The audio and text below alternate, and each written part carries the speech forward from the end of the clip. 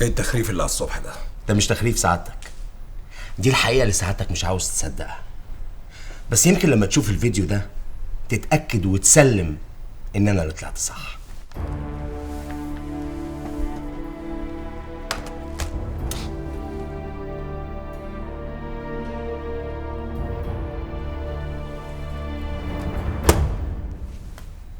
ايه ده؟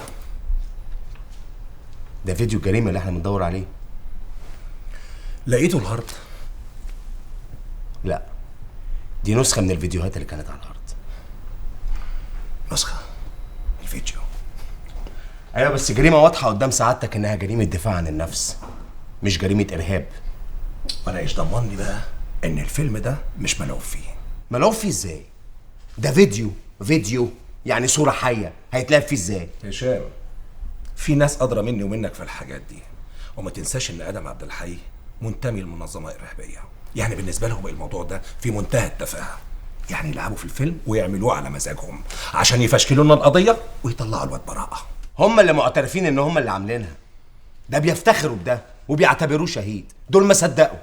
أنا بقى مش مصدق ومش هصدق إلا لما يجيلي الهارد المفقود في محضر المباحث، غير كده مش هعترف بأي حاجة. يا باشا الجريمة كلها متصورة قدام سعادتك. عدم وجود الفيديو أكبر دليل على إن الفيديو ده مصور.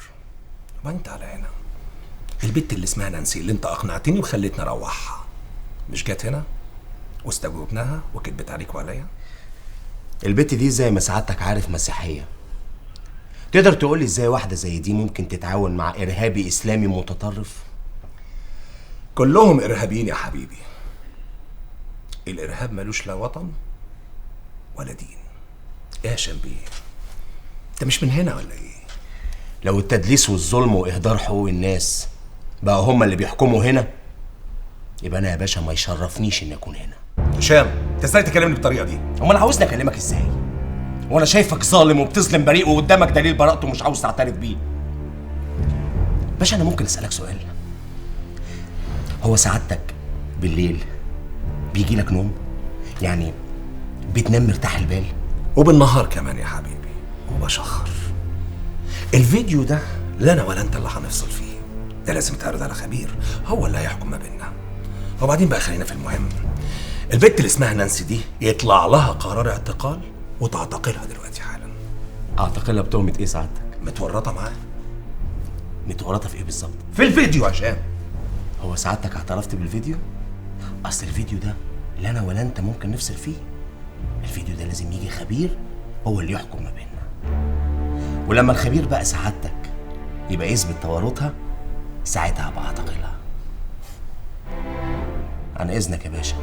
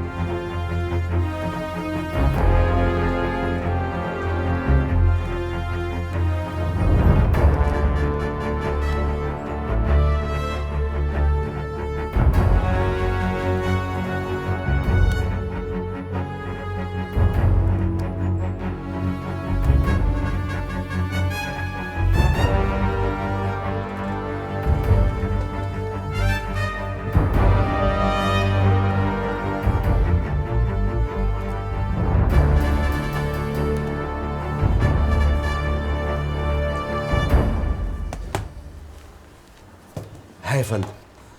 اتاكدت سعادتك وشفت بعينيك ان ادم بريء؟ واضح انه كان بيدافع عن نفسه وقتله بالخطأ. الحمد لله. يعني انا يا فندم احساسي من الاول خالص كان صح. ايوه بس اذا كان الفيديو ده صحيح.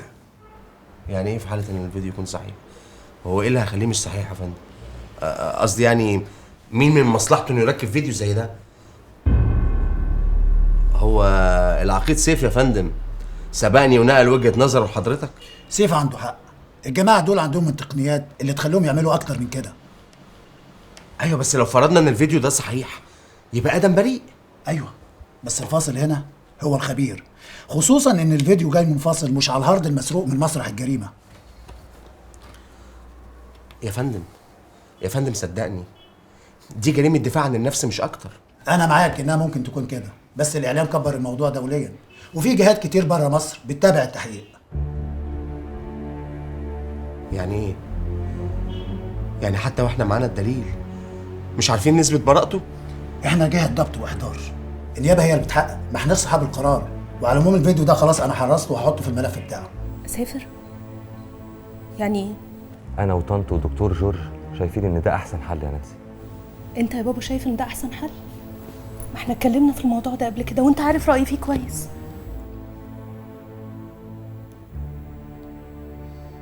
ايوه يا بنتي، بس انا اب ما حلتوش غيرك انت واخوكي راح وما بقاليش غيرك. حطي نفسك مكاني يا نانسي. انا مش بقولك سافري وسيبيه في ورطته، لا، احنا مش قلالات الاصل. انا بقولك سافري وانا مستعد اجيب له بدل المحامي 10. انما وجودك هنا خطر عليكي، ولو دخلت في الموضوع ده واتحبستي انا هبقى في حاله صعبه جدا جدا ومش هعرف افكر خالص. انما وانت في امان اعتقد ان انا هقدر افكر كويس وبدون ضغط، وساعتها هقدر اساعده.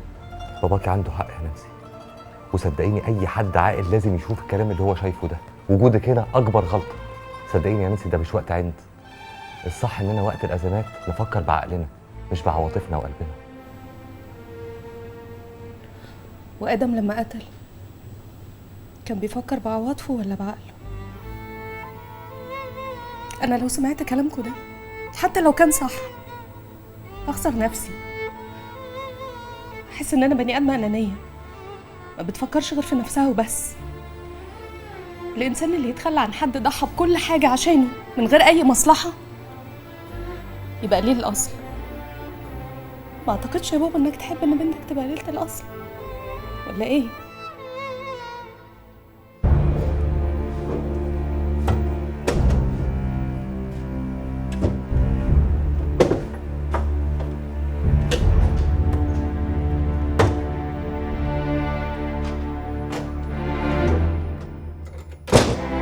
بتعمل ايه عندك يا شوقي؟ أنا ما ترد. إيه يا عاطف؟ أنت بتشك فيا أنا؟ ده أنا شوقي. وعشان انت شوقي لازم اشك فيك، لانك طول عمرك خسيس وواطي. فاكر التعبان يا شوقي؟ إيه أنا الكلام العبيط اللي أنت بتقوله ده؟ حنان ولا هتنكر انك نسيتها دي كمان؟ عايز تهرب بعملتك السوداء وتعكني فيها لوحدي، لكن ده بعدك وحياة امي لابلغ البوليس يا شوقي واوديك في 60 داهية.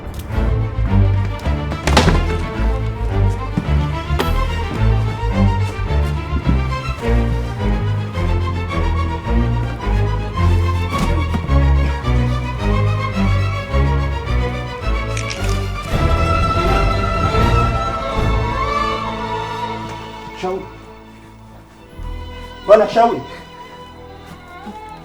انا ما قتلتكش يا شوقي، انت اللي قتلت نفسك يا شوقي.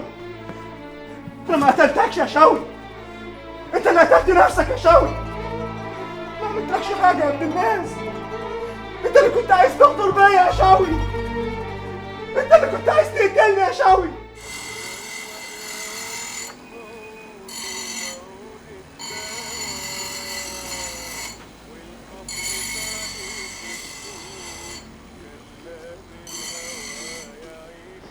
هنا.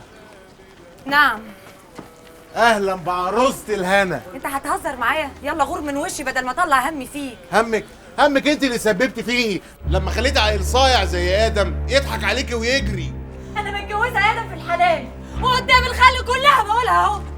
انا وادم متجوزين على سنه الله ورسوله ومعايا ورقه الجواز اهي. اهي اللي ما بيشوفش يشوف. بجد يا هنا؟ امتى حصل الكلام ده يا استاذه هنا؟ اهو حصل وخلاص. معقوله عملتي كده يا هنا؟ هعمل ايه بس يا ام مينا؟ ما انت عارفه الظروف. وانت يا واطي اوعى تهوب ناحيتي او ناحيه بطه مره تانية، هديك بيك جزمه. ولو انت فاكر ان ما وراناش رجاله تبقى غلطان قوي. احنا نفسنا رجاله وب10 من عينتك يا عجل. شايفين البجاحه ماشيه معاه في السر، وغير كده متستره كمان على مجرم وارهابي. الله العظيم حاجه غريبه يا جدعان. اختشي عيب يا عم ديسي وسيب الناس في حالها. نزل ايدك يا بلاش غير قهواجي كمان اللي يتكلم معايا. الله يسامحك يا عم ديسي. على العموم اللي بيظبطك ربنا هيكرمه وهيرجع. بقابلني وكتاب الله لا يرجع وهتشوف. ليه بس الفضايح يا ديسي يا ابني؟ اما صحيح عجل. عارف يا ده يحيى، اخوك ادم ده شهم وجدع وراجل، واللي عمله ده يخليك رافع راسك في اي حته وفي اي وقت، ولو سمعت عليه كلمه وحشه تحط صباعك جوه عين اي حد. طبعا عم طارق ده اخويا ادم وانا عارف انه كويس، بس وحشني قوي. متعرفش عنه اي حاجه ولا اي اخبار؟ وحشنا كلنا، بس باذن الله هيبقى في وسطينا زي زمان. قول لي ليه ما بشوفكش عند مينا في السايبر؟ اهو. معكش فلوس؟ لا معايا الحمد لله. كنت عايزك تلعب عند مينا كام ساعه في السايبر. لا يا عم طارق والنبي معلش مش عايز. يا ده انا زي اخوك ادم. يالا لا ده غير ان عمينا كمان قال لو عايز تيجي تلعب في اي وقت ابقى تعالى هيلعبني ببلاش. هو زي اخويا ادم. طب اخوك ادم اللي بعت لك الفلوس دي اسمع الكلام. اقول لك حاجه تسمعها. قول لي عامل ايه في التعليم؟ لسه زي ما هو؟ اهو بنروح زي ما بنروحش، فين وفين اما مدرس يخش يشرح حاجه وفي الاخر ما بيشرحش، ويجوا في اخر السنه يغشونا ولا بنتعلم اي حاجه، كل ده عشان يعدونا. اللي يقول لي عم طاهر هم ليه بيعملوا معانا كده؟ عشان عايزينك تبقى حمار. ايه؟ عايزينك تبقى حمار، تفضل واقف في مكانك ليل ونهار، حبه هزار على استهتار، وانت ما بينهم بس اختار. زوغ غش وقول معلش، لازم تمشي مع التيار. طبعا كل اللي اتعلمته دلوقتي كانه ايه؟ كانه بخار، وشايل شنطه على كتفك يعني بقت فرق، وهي يا دوب في الاخر بتعملها يا دوب عارضه. هتفهم امتى ولا ازاي؟ هتعرف امتى يوم تختار؟ مفيش قدامك غير حلين، يا تبقى حمار يا تبقى حمار. هتبقى ايه يا يحيى؟ لا طبعا مش هبقى حمار. جدع يا راجل زي اخوك ادم.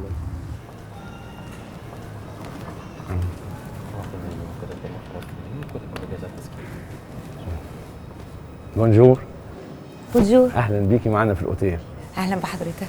انا اسمي فوزي مجاهد، زميلك في الشغل ومديرك المباشر. تشرفنا يا استاذ فوزي. في الحقيقه والدك ده كان استاذنا، واول ما عرفت ان انت بتدوري على شغل رحبت وقلت له اهلا وسهلا بيها، بالرغم ان احنا طالبين في الوظيفه دي حد معاه شهاده خبره، بس مش ممكن يكون والدك من قدام العاملين معانا هنا وما نشغلوش بنت. الحقيقه انا ما عنديش خبره كبيره في مجال الفنادق، بس انا لماحه وشاطره، واوعدك ان انا هتعلم بسرعه، يعني مش هتخسر حاجه لو جربت. وتحبي بقى اندهلك يا مدام سهام ولا انسه سهام؟ الحقيقه انا كنت متجوزه وانفصلت. اسف. لا خالص، مفيش حاجه، عادي يعني. وانا عايزك تاخديها عادي فعلا. وعلى فكره انا مطلق وهحكي لك الموضوع ده بالتفصيل بس في البريك. اوكي؟ نورتينا مره ثانيه. ميرسي قوي. ميرسي. السفاره الامريكيه طالبين التحقيق مع ادم بره مصر. بره مصر فين معاليك؟ في اي سجن من سجونهم في امريكا الجنوبيه. نعم، ده لا يمكن يحصل يا فندم. ده بقى عيب معاليك اللي معاليك بتقوله ده. يعني احنا نشتغل ونخطط ونتعب ونترمي بالليالي بره بيوتنا ونقبض على الولد ونسلمه لهم كده على الجاهز، ده يبقى ظلم معاليك. وبعدين لا مؤاخذه، عايزين ياخدوا بره مصر ليه؟ خايفين يا سيدي لا نطبطب عليه اكملوا بلدياتنا. يا فندم لو سيبناه يسافر هيتظلم وهنفقده، انما لو رفضنا طلبهم وطلبنا التحقيق جوه مصر هيبقى تحت عينينا وهنضمن له محاكمه عادله. على العموم القياده السياسيه لسه ما ردتش على الطلب، وده احنا مستنيين لحد ما نشوف هيحصل ايه. يا باشا والله العظيم قتلته بالغلط يا باشا، ده كان صاحبي يا سعاده الباشا وهو اللي كان عايز يقتلني وانا كنت بدافع عن نفسي والله. ماشي يا عاطف، الجريمه دي كانت دفاع عن النفس، وسمير مصالح يا روح امك كانت دفاع عن النفس برضه. مصالح مين يا سعاده الباشا؟ يا شريف يلا. والاجنبي اللي سرقتوه قتلتوه. الاجنبي لا يا سعاده الباشا، احنا سرقنا بس ما قتلناهوش والله العظيم ما قتلناه يا بيه، والله العظيم ما قتلناه، ورحمة ابويا في تربته ما قتلناه يا سعادة الباشا. للاسف سيف والمدير ما اعترفوش بالفيديو. يعني ايه؟ بيشككوا فيك منه مش على هارد اللي اختفى من مسرح الجريمه. بيشككوا فيه؟ ده فيديو، هي صورة يتلعب فيها بالفوتوشوب. طب وده معناه ايه؟ طلبوا يحولوه لخبير وادينا مستنيين رده وربنا يستر. ايوه يعني هو الخبير ده ممكن يرفضه؟ يا نانسي المشكله مش في الخبير، لانه لو فحصه اكيد هيكتشف ان هو حقيقي ومش ملعوب فيه. امال المشكله فين؟ ادم، الامريكان عايزين يحققوا معاه هناك. نعم. المشكله بقى لو رد الخبير اتاخر ده مش في مصلحتنا، لانه ممكن يوافقوا ان هو يروح هناك عشان يتحقق معاه. ما انتوا عارفين النظام بتاعنا. يا نهار اسود. طب دلوقتي الحل ايه؟ مش عارف. انا كل اللي حاسس في نفسي ومأثر فيا ان انا اللي قلت له يسلم نفسه، انا اللي قلت له ان ده الاسلم ليك، انا اللي وعدته ان انا هقف جنبه وهساعده لغايه لما اثبت براءته. صدقني يا ريتك ما نصحته ويا ريته ما صدقك. هلاقيها منين ولا منين بس يا رب. كويس انك عديتي عليها في الشغل قبل ما تروحي. انا قلت اعدي عليكي بدل ما تروحي لوحدك، اهو نونس بعض في الطريق. كتر خيرك يا سامية. المهم طمنيني، انت عامله ايه دلوقتي؟ والله مربوطه في ساقيه ما بين الشغل وتربيه ابني. هو طريقك لسه مضايقك؟ ما تجيبليش سيرته والنبي يا هنا، اللي عايش على قفايا طول الوقت قاعد بس يلف لي في حشيش، هو ده اللي فالح فيه. يا اختي بركه انك خلصتي منه بلا قرف. الحمد لله. بس انا اللي حرق في قلب ابني، حاسه كده انه هيتربى من غير اب زي ما يكون يتيم. بس انت طبعا لا يمكن ترجعي له عشان الواد. ابدا، قطعه وقطعه سيرته. جدعه يا بت. بقول لك ايه يا ساميه، انا عايزه اطلب منك طلب بس اوعي تكسفيني.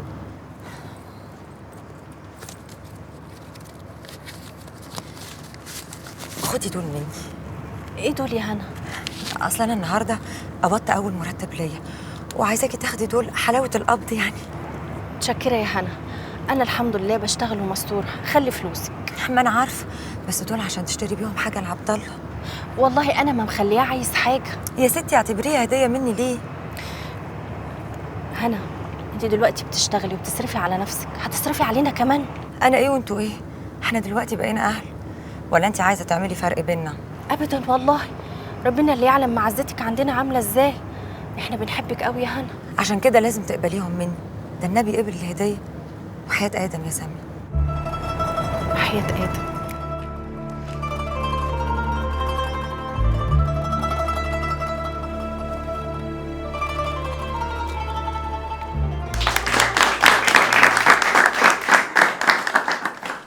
يا جماعه في قصيده النهارده عايز اسمعها لكم.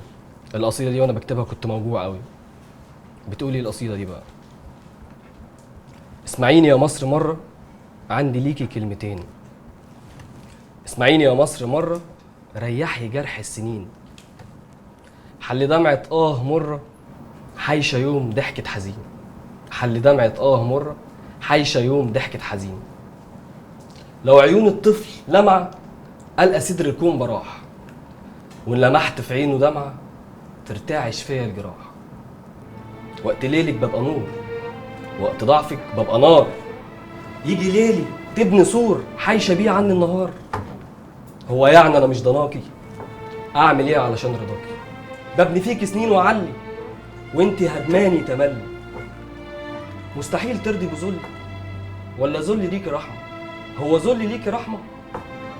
عر كتف تلاقي وحمة لونها لونك، مش بلومك بس بصرخ من اللي فيا ألف ألف حايشة مدارية ألف طبطبي بإيدك عليا وارمي دمعك بين إيديا.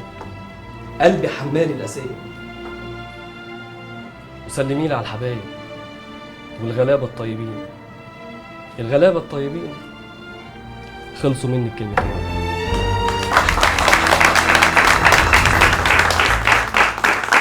جماعه طبعا انتوا عارفين ان الكلام ده مش لمصر ولا لشعبها ولا لارضها، الكلام ده للنظام اللي بيمثلها وللاسف بيمثلنا، النظام الفاسد، النظام الظالم اللي محسسنا بالغربه واحنا جوه بلدنا.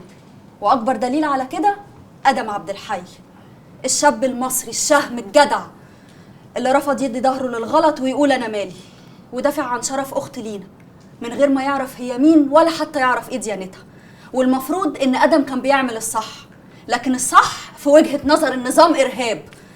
ولو كان ادم في نظرهم ارهابي، ففي نظرنا احنا شاب مصري شهم جدع. وده مش غريب ولا جديد على رجالة البلد دي. وبالمناسبة دي يا جماعة أحب أعرفكم بالعضو الجديد في الجمعية، كريم أبو المكارم. نانسي يلا بينا نروح دلوقتي. أنا جبتك هنا علشان تهدي وتقدري تمسكي أعصابك شوية، بس مش مفروض نقعد هنا أكتر من كده. كفاية اللي أنا فيه. أنا بقيت غصب عني حاسس إنك معرضة للخطر باستمرار في كل لحظة بتمر بينا. مش هروح يا بابا، مش هروح ومش ههدى غير لما أعرف إجابات على حاجات كتير قوي جوايا. إجابات إيه اللي عايزة تعرفيها؟ ليه القوي بقى دايما بينتصر على الضعيف؟ وليه أصلا الخير بقى دايما ضعيف؟ هو إيه؟ هو الكلام ده مش موجود غير في الأفلام وبس؟ يعني الحقيقة ما فيهاش عدل؟ الحياة الحقيقية اللي احنا عايشين فيها دي ما فيهاش عدالة؟ قول لي يا بابا، عشان لو كده يبقى أنا أكرم لي أموت أحسن. يا بنتي أرجوكي أبوس إيدك، ما تخليش غضبك يفقدك إيمانك بالرب. طب آخرة اللي بيحصل لآدم ده كله إيه؟ صدقني يا بابا، أنا بقيت بجد بندم إنه ساعدني، بقول يا ريته كان اتخلى عني، ما كانش زمانه بجد في اللي هو فيه ده كله. لا نانسي، ما تقوليش كده، ده شيء طبيعي جدا بالنسبة لشاب شهم نبيل زي آدم، كان لازم يتصرف كده في الظروف دي. شاب يعني إنسان، صح؟ يعني إنسان من حقه يعيش ويدوق طعم الدنيا الحلو قبل ما يفارقها تاني، ولا يبقى مشواره كله تعب في تعب كده ما دقش يوم حلو في حياته؟ ده حرام. نانسي يا بنتي، أنا مقدر ظروفك ومشاعرك والحيرة اللي أنت عايشة فيها، بس أرجوك إحنا لازم نقوم دلوقتي حالا علشان أنا أعرف أفكر إزاي هنخرج من المصيبة اللي إحنا فيها دي.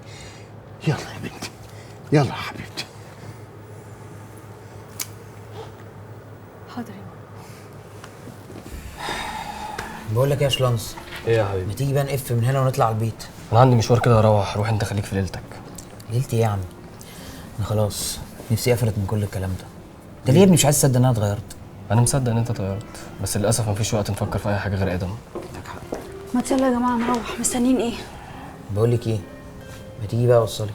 طب يا جماعه انا عندي مشوار، راح اقابل استاذ منير، بالليل نتكلم بقى. سلام. اوكي. لا يا كريم مفيش داعي، انا هروح لوحدي. ليه يعني يا علي؟ انت ليه لغايه دلوقتي بتعتبريني ان انا غريب؟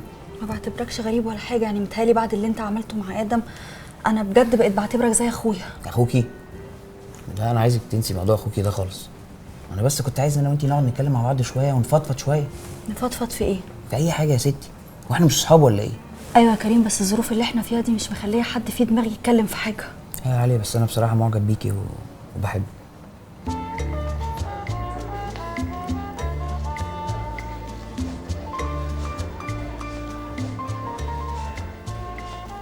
حسيت اني مخنوق، محتاج افضفض مع حد قبل ما ارجع تاني الجهاز.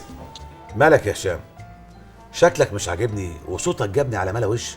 تعبان قوي يا بابا، تعبان قوي، مش عارف الاقيها منين ولا منين، من البيت ولا من الشغل. افهم من كده ان عندك مشاكل في الشغل كمان؟ يا بابا انا شغلي نفسه بقى هو المشكله. مشكله زي ايه؟ بشوف افعال كتيره قوي ودايما مش قانونيه. ازاي؟ فهمني.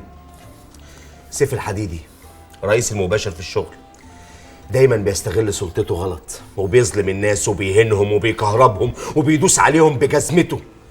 كل ده غلط ومش صح وحرام، وانا مش عارف امنع ده ازاي. يعني هو هيقبض عليهم من غير ما يتاكد ان في تهم ثابته بتؤكد تورطهم في الجرائم؟ ايوه يا بابا، ايوه. للاسف في ناس مننا كتير جدا ما عندهمش ضمير، ومنهم سيف الحديدي بيستغلوا قانون الطوارئ وبيقبضوا على اي حد من غير لا تهمه ولا دليل. يا بابا قانون الطوارئ ده قانون غلط اتعمل علشان سيف واللي زيه يعملوا اللي هم عاوزينه في الناس من غير ما حد يقدر يحاسبهم. شوف يا هشام يا ابني، قانون الطوارئ زي ما ليه محاسنه ليه عيوبه، واي حد ممكن يستغله صح او غلط، واكيد الناس اللي بيعملوا معاهم كده متورطين في جرائم. مش كلهم يا بابا، مش كلهم، ده منهم ناس غلابه قوي جريمتهم الوحيده ان هم ضعاف مالهمش ظهر يصد عنهم الظلم. ما انت عارف ادم عبد الحي، انا حكيت لك عنه. ايه رايك بقى ان انا جبت فيديو يبرئه متصور من مسرح الجريمه؟ لا سيف رضي يعترف بيه ولا مديري في الجهاز رضي يعترف بيه، وقال ايه حولوه الخبير. عارف ليه؟ عشان الواد ده ضعيف غلبان. لو كان ابن حد من الكبار كان خرج من اول يوم ودخله حد مكانه، وكل ده عشان احنا بنستخدم قانون زي ما احنا عاوزينه. لا اله الا الله يا بابا، ده انا والظباط اصحابي نسينا القانون اصلا من كتر الوساخه اللي احنا فيها. اقول لك على حاجه، لو ظابط شاف واحد في الشارع شكله ما عجبوش ممكن ياخده ويعتقله ويبهدله ويعمل فيه اللي هو عاوزه ومحدش يقدر يتكلم. تقدر تقول لي بقى يا سياده المستشار عايش ازاي وسط الوساخه دي وحتى مش قادر اتكلم؟ يا بابا انا حاسس ان انا بعوم ضد التيار، مش عارف هعافر لحد امتى. اكيد في لحظه هتيجي ونفسي هيتقطع وهغرق. يا ابني استهدى بالله وامن ان دي رسالتك في الحياه ولازم تعملها. مش عارف اعمل رسالتي صح في وسط ناس كل همها انها تخرب وتدمر كل حاجه، وكاننا اتخرجنا من كليه الشرطه عشان ندوس على البشر مش عشان نحميهم. يا ابني الناس اللي انت بتتكلم عليهم دول صحيح موجودين، لكن ما تنساش ان في ناس طيبين اكتر. يا بابا الطيبين ما لهمش حظ في الزمان ده.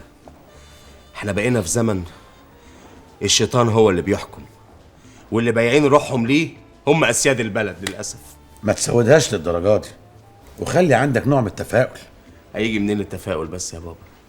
وكل حاجه ماشيه غلط حواليا، وانا ما قداميش غير حلين، يا اما ابقى زيهم واتخلى عن الانسان اللي جوايا، يا اما اسكت واموت قلبي وعقلي بايديا، وفي الحالتين هبقى بعت روحي للشيطان، يا اما بقى اشتري روحي واقلب على النظام كله. انت اتجننت؟ ايه الكلام اللي انت بتقوله ده؟ الكلام ده يوديك في 60 داهيه.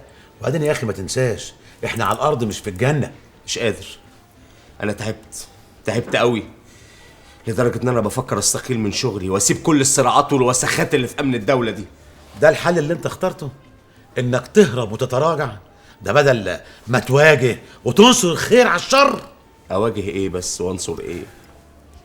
انا خلاص تعبت من كتر ما باخد اوامر انا مش مقتنع بيها ولا موافق عليها. الصبر يا هشام، واوعى تسيب مكانك لاي حد. ولو اي حد كويس يئس وساب مكانه الدنيا هتبقى خرابه. احنا عايزين نتغير للاحسن. ربك كبير وموجود يا ابني، ربك كبير وموجود.